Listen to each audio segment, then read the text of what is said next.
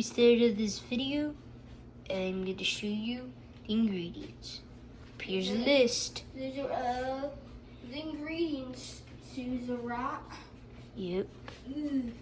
Hello, it's me, Susan. And I'm June. And today we're going to be teaching you how to make these steaks on a little pan like this. Yeah. So let's get started. Alright. So Joe, I tell them about ourselves and our channel. You will start telling up ingredients. Alright. So we started this channel to show off cooking tutorials. Better. A little bit, of course. So we're obviously not old woman named Susie and Joe, but we just pretend we are because we don't want to, show our real selves. Because. So first you want to get about a knife full of butter, or two, doesn't really matter, depends how many steaks. And you want to put it on. You want these little clinger things, I forgot the name. But really anything can work, but those are the most recommended thing because you do have to flip the steaks over and whatnot. So after that you want to spread out the butter across the pan. Because. A knife, anything really works, but I recommend using a wooden spoon or clingers like that. And you need the steak, of course. And once you're done smearing the butter, you want to put the steak in, of course. Oh shit. You dropped it again. We're gonna have to clean this up, Susan. Clean it. Just gotta smear it around. So by the way, it depends what stove you have. If you have an older one like this, you want to put it around 8 or 9. But if you have a newer stove, try 4 to 5 or 6. One of those. And you can't forget the Worcester somewhere sauce. between 6 7. Yes, the Worcester sauce is a crucial part of this type of steak because there's no actual seasoning for other types of steak. You want to pour it right on top. Make sure it's enough. You need a good bit of this pepper. You need pepper. Sprinkle a bit on the steak. Yep. And a little bit in the Worcester sauce. And you need some salt too. No. You want to put it in your hand. If you have a shaker one, you want to put it in your hand. But if you have one of these, you can Joe. just like that. No, Susan for album. Right here. So sprinkle some inside the Worcester sauce. Just a pinch. Yep. Maybe 2 pinches. Now I'm gonna rub it all around, mix the butter in, mix everything in. Yeah. Now flip it to this side.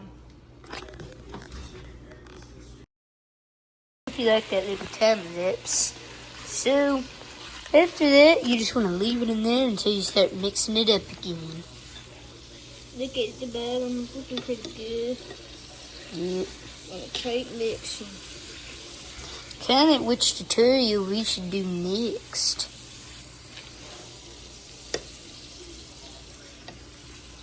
By the way, this is for sirloin tender steak. Yes. I wouldn't recommend it for a different type of steak, especially large steaks. This is the type of steak right here. I will show a picture of it. We have this taped, just in case we don't cover that barcode number.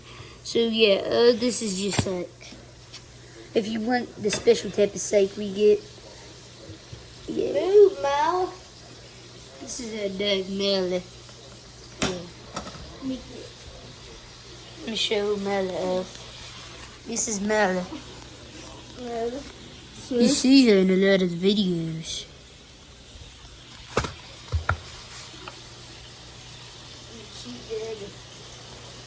You smell a really interesting smell.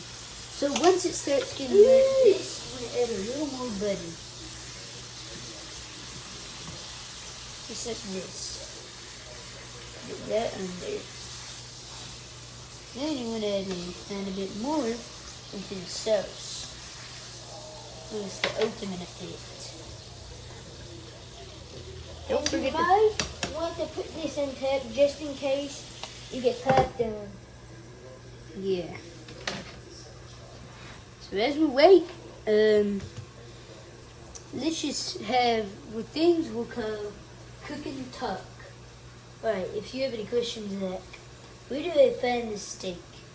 We go to Walmart to find the specific steak, and we get the either the 3 or the 4 pack. Where do I find Worcester sauce? You can really find this at any grocery store, but it's called Hens Worcester sauce. I'll put a picture of it right here. Yeah, that's the sauce.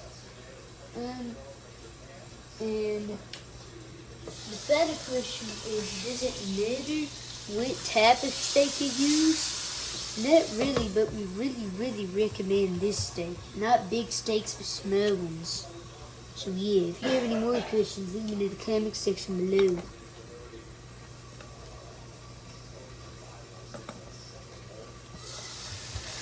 Once you start getting it a little brown on the side, you want to start frying it on the other side. So you just get me a plate, will you? Getcha.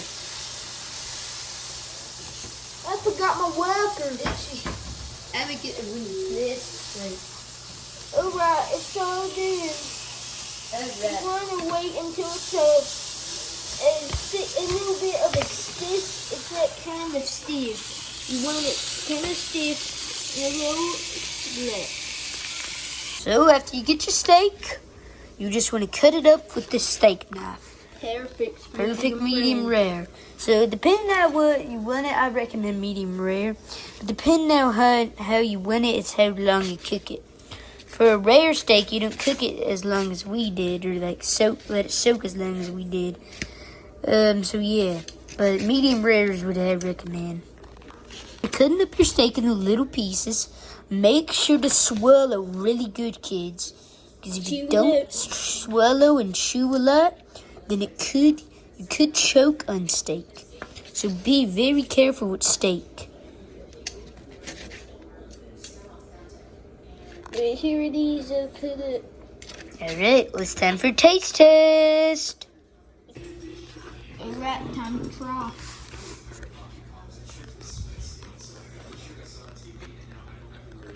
Is it yummy? Delicious, actually. Now my reaction. Executed. Alright, here's my reaction.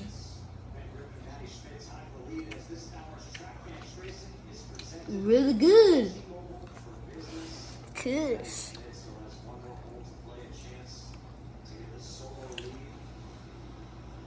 Susie. And you. And we hope you see you next time. Bye.